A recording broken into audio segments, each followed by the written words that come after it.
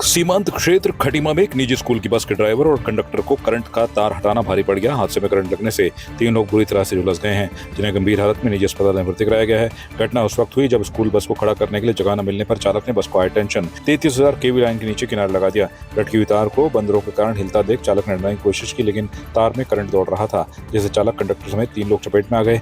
मौके पर पहुंची विद्युत विभाग की टीम ने बिजली की सप्लाई बंद कर तार को हटाया। अधिकारी जवाब देने से कतराते दिखे। अपर अभियंता अवकाश पर हैं, जबकि सहायक अभियंता पवन उप्रेती फील्ड में होने का हवाला देकर इस मामले को टालते रहे।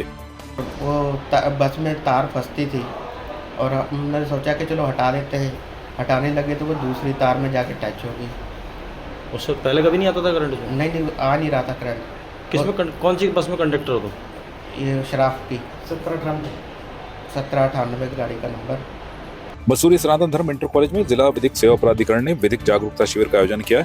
इस शिविर में सिविल जज शमशाद अली ने छात्रों को महिलाओं के अधिकार, महिला प्रतिकार 2020 और मोटर व्हीकल एक्ट के बारे में जानकारी दी। उन्होंने कहा कि उच्च न्यायालय के दिशा निर्देशों के तहत उत्तराखंड के विभिन्न न्यायालयों में विधिक जागरूकता शिविर आयोजित किए जाते हैं। यह कार्यक्रम राष्ट्रीय विधिक सेवा प्राधिकरण नई दिल्ली और राष्ट्रीय महिला आयोग के सहयोग से उत्तराखंड राज्य विधिक सेवा प्राधिकरण के निर्देश पर किया गया। शिविर में महिलाओं के खिलाफ अपराध, दहेज प्रतिषेध अधिनियम, पॉक्सो एक्ट, बाल विवाह और साइबर अपराध जैसे विषयों पर विस्तार से चर्चा की गई।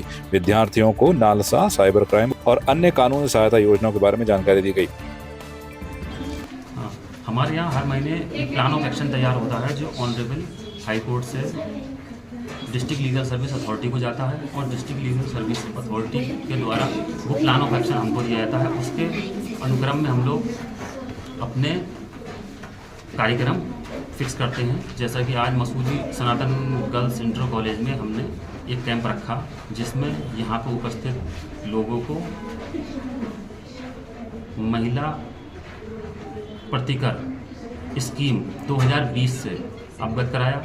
इसके साथ साथ मोटर व्हीकल एक्ट के बारे में भी हमारे द्वारा बताया गया है। हमारे और नालसा का टोल फ्री नंबर 15100 के बारे में बताया गया है। इसके अतिरिक्त हमारे साथ साथ हमारे अधिवक्ता बंधु भी मौजूद थे, जिसमें शैली जी, मयंक जी और गोयल जी मौजूद थे।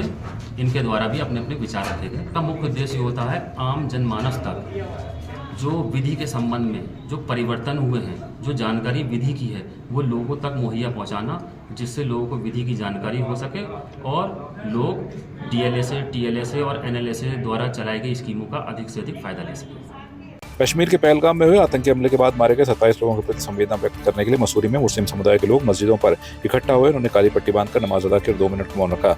इस दौरान उन्होंने पाकिस्तान मुर्दाबाद और हिंदुस्तान जिंदाबाद के नारे भी लगाए। मुस्लिम समुदाय ने केंद्र सरकार से कड़ी कार्रवाई की मांग करते हुए कहा कि आतंकवादियों के खिलाफ कठोर कदम उठाए जाएं, ताकि कश्मीर घाटी में शांति स्थापित हो सके। उन्होंने कहा कि इस प्रकार के हमले देश में हिंदू मुस्लिम सौहार्द को बिगाड़ने के लिए किए जाते हैं और इन कृत्यों को गंभीरता से निपटाने की आवश्यकता है।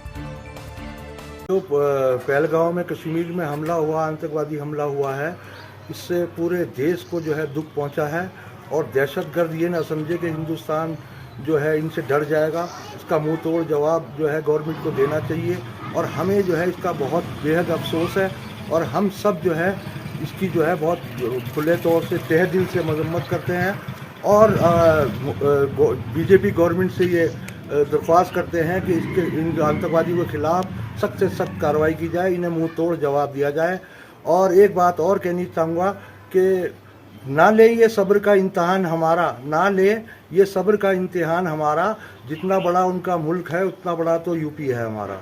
जी, मैं उसके बारे में यही कहना चाहता हूँ कि कश्मीर पहलगाम में जो ये हादसा पेश आया, हम सभी के लिए बड़ा दर्दनाक हादसा है। हम सब उसको लेकर बड़े खूब रंजीदा है और हमने जो आज नमाज़ पढ़ी, हम सभी ने काली पट्टी बांध कर नमाज़ पढ़ी और हम उस हादसे की सख्त कड़ी निंदा करते हैं और जिन लोगों ने ऐसा किया वो बड़े बुज़दिल और कायर लोग हैं। अब मैं यही कहना चाहता हूँ कि हम लोग अगर कोई इस तरह का वाक़या पेश आता है, कोई हादसा पेश आता है, तो सबसे पहले हम उसको मज़हब के एंगल से देखते हैं। ये मज़हब के एंगल से ना देखा जाए। वहाँ पर इंसानियत का कत्ल हुआ है, इंसान के साथ बर्बरियत का खेल खेला गया है। हम मुसलमान समुदाय के लोग सभी उसके सख्त खिलाफ हैं और जो लोग ऐसा समझते हैं कि वो मुसलमान थे या मुसलमान को ऐसा करने वाला समझता है कि हमने कोई बड़ा काम कर दिया, तो मैं उस पर यही कहना चाहता हूँ कि इस्लाम का और मुसलमानों का ऐसे लोगों से कोई वास्ता नहीं है। हम लोग ऐसे लोगों से बहुत दूर ऐसे लोग, ये इंसानियत के कातिल और इंसानियत के जालिम लोग। मेरा नाम शिमून अहमद है और मैं मसूरी का ही नागरिक हूँ और हिंदुस्तान का एक ज़िम्मेदार नागरिक हूँ। और मैं पहलगाम में जो घटना हुई है उसके मद्देनज़र यही कहना चाहता हूँ कि ये कायरता भरा जो उन्होंने कृत्य किया है, हम उसकी मसूरी वासी, मसूरी मुस्लिम समुदाय घोर निंदा करते हैं और कभी भी ना माफ़ करने वाली ये जो घटना हुई है। और अब मैं भारत सरकार से भी ये कहना चाहता हूँ कि उन पर कड़ी से कड़ी कार्रवाई की जाए। उसमें कोई मज़हब, वहाँ पर किसी मज़हब का कत्ल नहीं हुआ है, वहाँ इंसानियत का कत्ल हुआ है, जिसका ये मुस्लिम समाज बिल्कुल उसके विरुद्ध एक मुस्त होकर खड़ा हुआ है। और यहाँ पर मैं इतना ही कहना चाहूँगा कि आतंकवाद या किसी भी तरीके की हिंसा का समर्थन हम लोग नहीं करते और हम अपील करते हैं कि उन्हें सख्त से सख्त, जो दुनिया के किसी भी पन्ने में आज तक सबसे बुरी मौत है, तो वो उन्हें दी जाए। मैं यही अपील करूँगा। Mussoorie traders and welfare association ने मसूरी तिलक मेमोरियल लाइब्रेरी में प्रसिद्ध लेखक बिल एटकिन को श्रद्धांजलि अर्पित करने के लिए एक सभा का आयोजन किया।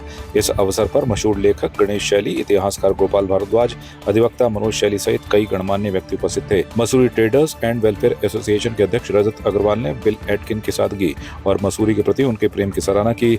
लेखक गणेश शैली और अधिवक्ता मनोज शैली ने भी उनके लेखन शैली और पहाड़ी संस्कृति पर गहरे प्रभाव की बात की। उन्होंने सरकार से बिल एटकिन के निवास स्थान को म्यूजियम में तब्दील करने की अपील की ताकि आने वाली पीढ़ी उनके योगदान को जान सके।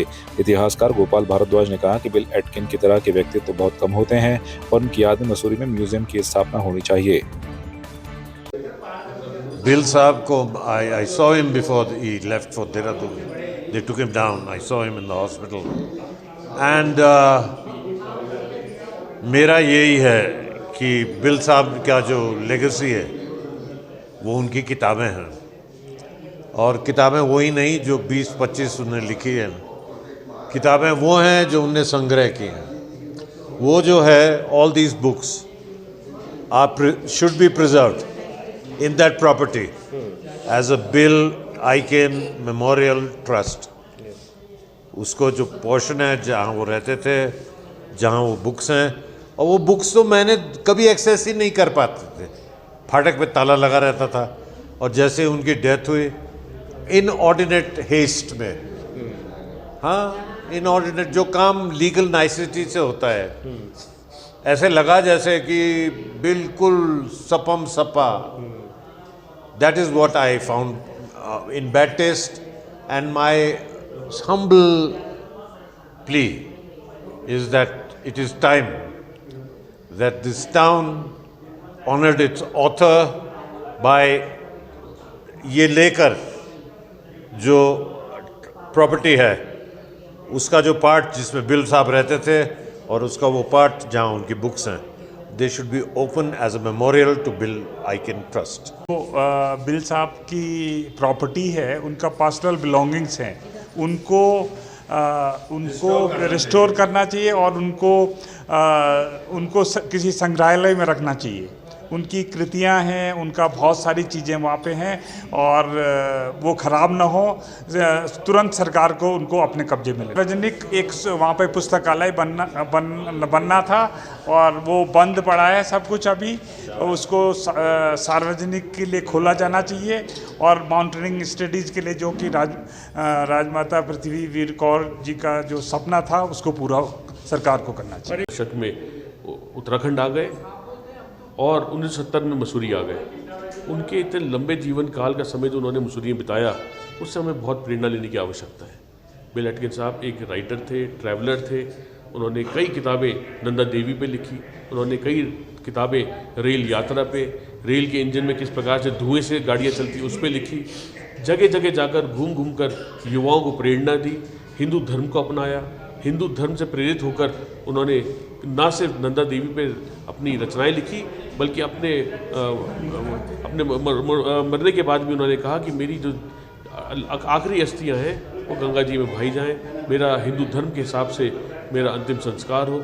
ऐसे व्यक्तित्व को हम प्रणाम करते हैं। वो हमेशा मसूरी में घूमते हुए लाठी के साथ पाए जाते थे, हमेशा भारतीय प्रोडक्ट्स दुकान से खरीदते थे, विदेशी उत्पादनों का विरोध करते थे और बहुत ही शांतिपूर्ण जीवन उन्होंने अपना बाला हिसार में बिताया मसूरी में।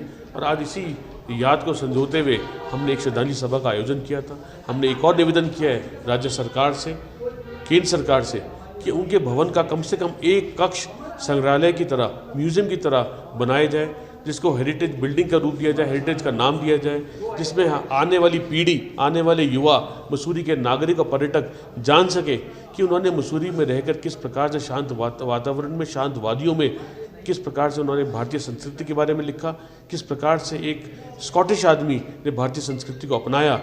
ऐसा इसके लिए हम एक म्यूजियम की मांग हम केंद्र सरकार से भी करते हैं। अल्मोड़ा के द्वारहाट तहसील के तल्ली मिरई और किरौरी के बीच भीषण आग लगने की खबर के बाद वन विभाग और राजस्व विभाग की संयुक्त टीम ने घटनास्थल का निरीक्षण किया। घंटों की मशक्कत के बाद आग पर पूरी तरह से काबू पा लिया गया है। वन विभाग के अधिकारियों के अनुसार यह आग नाप भूमि से लगी हुई जमीन से सिविल वन क्षेत्र में फैली थी। आग ने एक बड़े हिस्से को अपने चपेट में लिया, जिससे चीड़ के पेड़ आंशिक रूप से जल गए, लेकिन सौभाग्य से कोई जनहानि नहीं हुई। जिलाधिकारी द्वारहाट ने इस घटना को गंभीरता से ध्यान में रखते हुए अज्ञात के खिलाफ रिपोर्ट दर्ज करने के बाद कई आग के फैलने के कारणों की जाँच की जा रही है। आपकी इस पर क्या राय है, हमें कमेंट कर जरूर बताएं। इसके साथ ही आप हमारे YouTube चैनल को सब्सक्राइब कीजिए। आप हमें Facebook, Instagram, Twitter पर फॉलो भी कर सकते हैं और संवाद 365 के साथ एक क्लिक में जुड़ने के लिए डाउनलोड कीजिए संवाद 365 ऐप।